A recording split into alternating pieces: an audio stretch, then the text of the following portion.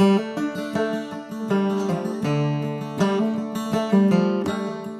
is a frequent speaker, writer, and media interviewing on U.S., Palestine, and Israel. He has participated in several fact-finding commissions and delegations to Palestine, Iraq, Sudan, and elsewhere in the Middle East. So please join me. I want to thank the MSA for hosting the event tonight. We've had many events, meetings over the years that have been sponsored by MSAs around the country.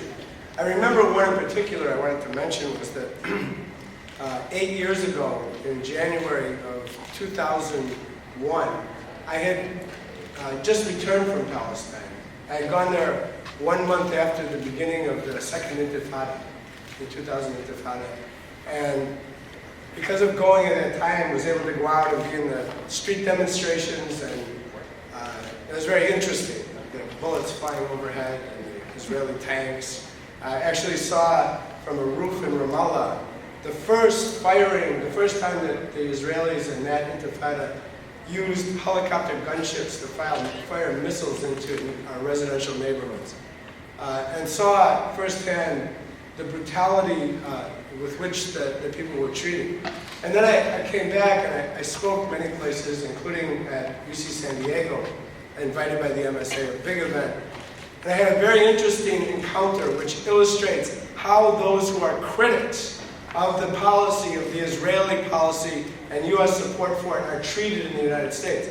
An administrator came up to me before the presentation and she said, "We're very interested to hear what you have to say tonight."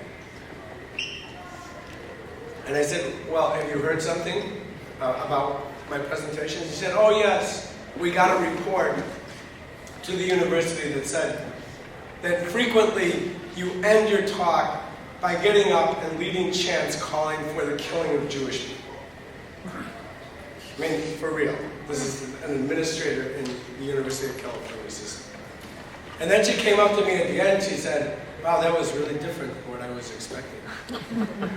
But you can see, just from this one little episode, and there's been many that we've encountered, how the pro-Israeli forces try to demonize and marginalize by the accusation of anti-Semitism any of those who are critical of Israel and what Israel does. But what they're doing, and their attempt to do this, is failing. We are still standing. They have not defeated us. And more people see through this. There is real anti-Semitism. Anti-Semitism is a form of racism that the Answer Coalition is as opposed to as it is opposed to anti-Arab racism, anti-Black, anti-Latino, anti-Asian, all forms of racism. We are opposed to all of them. But what is being done in the name of combating anti-Semitism by the supporters of Israel is an attempt to make it impossible to have any kind of an honest discussion about what's going on. Also, we're working 10, 11, 9 years ago, well, a whole period of time, with the MCA here, the Muslim Community Association, in fighting against the sanctions against Iraq. We raised millions of dollars together and took millions of dollars to Iraq and challenged the U.S. government's sanctions policy, which is now largely forgotten. I hope you'll all come and see this film on Saturday. There's a little flyer on your chair.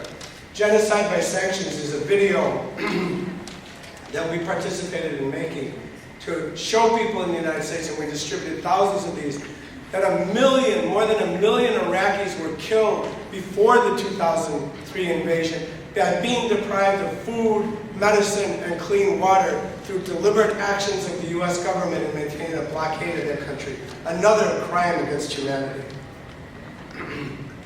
We have just seen the elections in Israel. And in the media here, they'll tell us something like, well, it was the right against the left. A more correct way to say what just happened in these elections a week and a half ago, when was it? Last Tuesday, 9 days ago. It was the right versus the extreme right versus the ultra-right versus the uber-right. And those parties would be in order: Labor, maybe not in order, Kadipa, Likud, and the Yisrael Beitenu. The Labor Party is led by Ehud Barak, the defense minister, finished fourth. Kadima, led by the foreign minister, Tzipi Livni, finished second. Likud finished first. Likud finished second. And the Israel Beitenu party, led by Avigdor Lieberman, who is an out-and-out fascist, who calls for either the deprivation of citizenship or the removal of all Arab people inside the 48 borders of Israel, Palestinian people who are there, more than 20% of the population, unless they swear loyalty to the state of Israel. His party finished third. And what will be formed now is a government of the extreme right wing. It's interesting that in this election, out of this election, the leaders who finished first and fourth, Livni of the Kadima party and Barak of the Labour Party, are both being charged with war crimes around the world and should be found responsible for war crimes because of what just happened in Gaza. So that's really something when you look at the Israeli state. And it explains something. That is that despite all of its vast power and all of the resources that it has, and its military, its mighty military, inside of Israel today, if you pay attention, if you read any of the Israeli journals, the newspapers, particularly you can read one called Haaretz, which is probably the most honest one. There is a discussion all the time that reveals within Israel a fear that Israel may not exist for too much longer. And why would that be, given all of its power? Well, for one thing, it's an apartheid society. And apartheid societies don't last too long. It's an expansionist society. It must conquer new territory. Just this week, when there's supposedly a new administration in Washington and a new discussion about peace in the Middle East, the government announces in Israel that it's annexing more of the land of the West Bank. It's already taken over more than 40% of the West Bank for settlements, annexed it, really. And Israel is more isolated in the world, more isolated than any other country.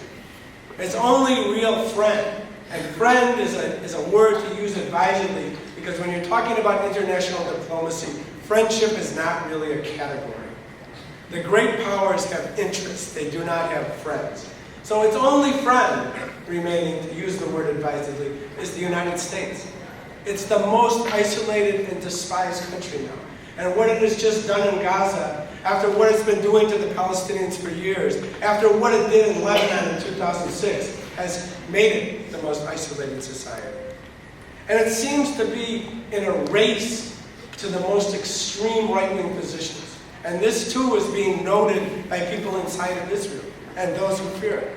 Is Israel really an apartheid state, or is that just a bad name to call it? Well, Jimmy Carter wrote a book, the former president. He wrote Peace, Not Apartheid. And he said this, he said, I'm only talking about the West Bank and Gaza, not inside the 48 borders. I actually wrote an article at the time about it,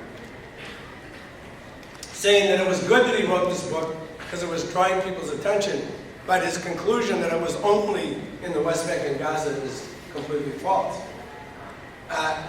Shulamit Aloni, who was a former minister of education in the Labour government in the 1990s, wrote this article at the time when a lot of people were accusing Carter of being anti-Semitic and said, you know, this is crazy, and in Israel they were doing it, in the United States it was even worse.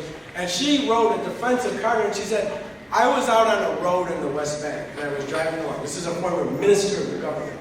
And she said, and I saw a Palestinian car pulled over, and I stopped and I asked the soldiers, why is the car pulled over? And they said, this is a Jewish-only road, and he knows that he can't be driving on it. And she said to him, well, where are the signs that say it's a Jewish-only road? And the soldier says, are you crazy? If we put up signs that said it was a Jewish-only road, then the media would be here and they'd be accusing us of being an apartheid state. But it's not just the West Bank and Gaza. It's all of, in all of Israel, there's a system of apartheid against the Palestinians.